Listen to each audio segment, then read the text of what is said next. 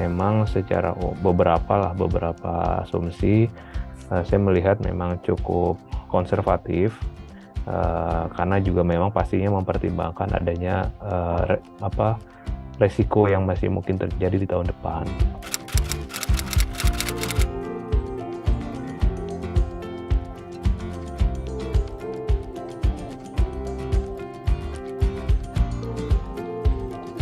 Untuk defisit yang di-set 2,29% ya ini kan sebetulnya juga sudah on the right track ya, artinya kan memang kita berharap pasca pandemi ya pemerintah bisa konsisten melakukan konsolidasi fiskal, dan ini sudah tercermin misalkan dari realisasi APBN semester 1 per Juli, kan itu juga kita sudah mencatatkan surplus 0,72% terhadap PDB atau senilai 153,5 triliun. Artinya dengan defisit 2,29% di tahun depan, dengan melihat realisasi di semester 1 ini saja, saya cukup yakin ya dengan defisit itu bisa dikelola lah. Tren rasio utang terhadap PDB juga terus menurun, arahnya sudah menunjukkan komitmen pemerintah ya untuk terus bisa mengurangi beban hutang. Nah ini misalnya terrefleksikan dari perbandingan defisit fiskal kita dibandingkan beberapa negara lain, dan juga termasuk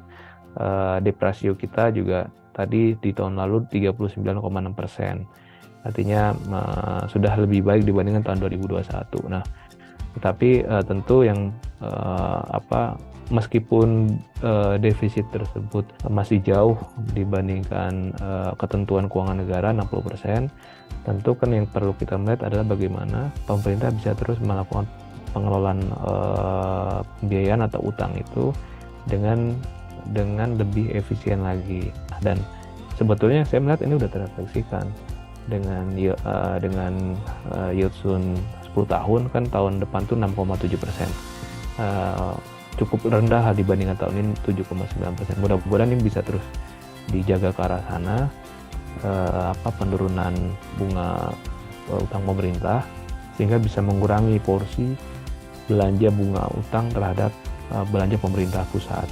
Nah ini juga yang mesti menjadi perhatian pemerintah. Debt service ratio-nya mestinya terus membaik.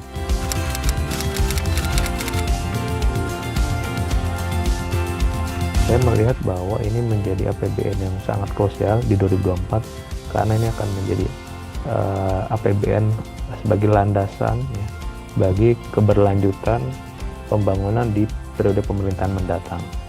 Nah, artinya APBN tahun depan memang harus difokuskan kepada menjaga ketahanan ekonomi Indonesia dalam konteks ketahanan pangan, ketahanan energi, ya, kemudian juga persoalan infrastruktur ya dasar yang menjadi backbone terhadap mobilitas maupun kebutuhan industrialisasi itu bisa dipenuhi di tahun 2024 mendatang.